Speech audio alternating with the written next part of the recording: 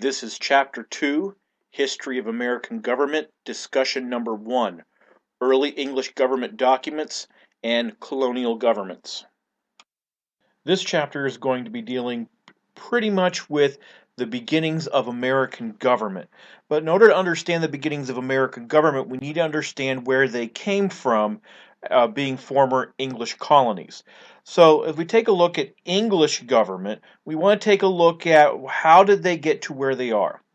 Well, in 1215, after John I lost a battle of Runnymede against the dukes and lords, they forced him to sign the Magna Carta, which is interesting because he was illiterate, but he still signed it.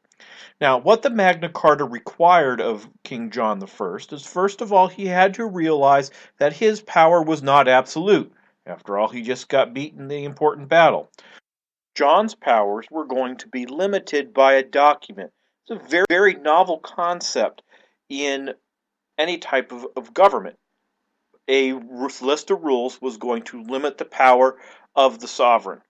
Trial by jury. This was extremely important to the people of England because all the judges were appointed by the king. So their rulings were not necessarily fair and just.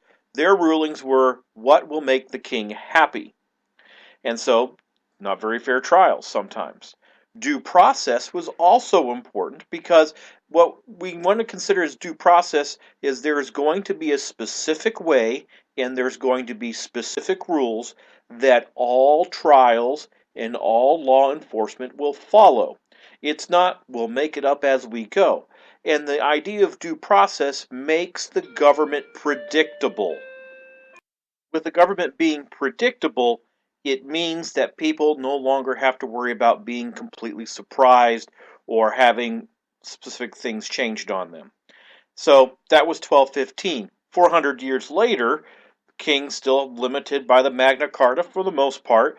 The Parliament imposed upon the king the idea of the petition of rights. First of all, the king just can't throw anyone in jail just because they said the king got a bad haircut. Now, usually it was more serious than that, but no imprisonment of critics.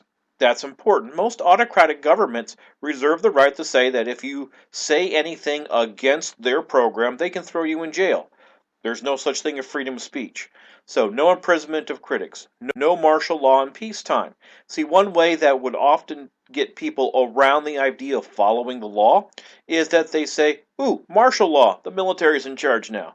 But if there's no war, then you shouldn't have martial law according to the Petition of Rights. No imposition of troops on homeowners. This is extremely important when we get to the colonial governments because many of the people who lived in the colonies were being forced to put up troops, the British soldiers, in their homes without any request. They just were forced to. No taxation without parliamentary approval. This is also important because the king would go, I'm short of money. I need to redecorate the castle. Or I need to pay an army to go beat up, fill in the blank. And so now Parliament says, nope, you can't do that anymore.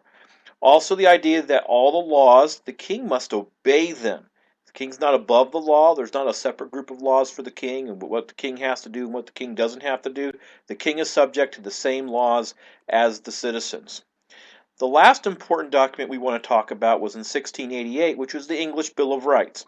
If you remember, we talked about this in world history, where William and Mary came to the throne after pretty much everyone turned against the king. So when they came to the throne, they kind of had to say, if you become king and queen, you have to sign this document. And that's what the English Bill of Rights was. No standing army in peacetime without parliamentary approval. King just couldn't have his own set of bodyguards that was the entire military. The only way that the army could exist is if Parliament said yes. This is also important when we get to the Constitution. Parliamentary elections without king interference. The king just can't go around and saying, hey, we're having an election because all my favorite people are having a good time right now and will probably get reelected. King couldn't arrest people who were going to vote for someone that the king didn't like. King couldn't arrest people who were up for election just because he didn't like them. Another important thing is that the king does not execute the laws. Essentially, the king's being removed out of a lot of the day-to-day activities of the government, and it's being left to Parliament. And so this is one of the things that a lot of people are going to be worrying about once we get through uh, the presidential powers. Now, so we have colonial governments. These, remember that a lot of these were representative governments, and we're going to see that as we go through them, mainly because they were so far away from the main government in London, England, that a lot of the local problems they wanted to deal with on themselves instead of, and the king didn't want to deal with them, so let them go ahead and deal with it, have their own little governments to deal with their local problems as long as they listen to the crown. Each colony was established by royal permission. These were called charters, permission from the king to exist. But a lot of them were given permission to exist in different ways. They were given permission to form their governments in different ways. Now, the first one we want to talk about is proprietary colonies. These were right smack in the middle of all the other colonies. They tend to have a recurring theme. First of all, Pennsylvania and Delaware were both private gifts from the king to William Penn. Yet Delaware was a part of of what was given to William Penn, not just Pennsylvania. The king gave them the land, said you can appoint the governor. You know, the king can tell you, no, or perhaps you should pick this one. But essentially, whoever had that grant, they got to pick the governor. They didn't have a council from the king in order to give them hints on how to run their government. But they were allowed to have a local legislature elected by landholders, not just anyone. You had to own property, and so they could make the laws for the local population. You see, there's only 3 colonies here. Most of the colonies were considered royal colonies, where these belonged to the king. The king got to appoint the royal governor. The governor, who was a representative of the king, also appointed a council.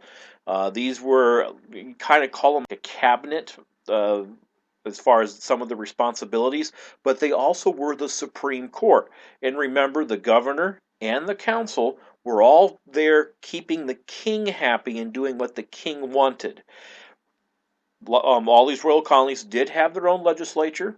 They did make their own rules and decided how they were going to collect taxes in order to keep the king happy, all again elected by the eligible landholders. You see New Hampshire, Massachusetts, New York, New Jersey, Virginia, North Carolina, South Carolina, and Georgia were all royal colonies.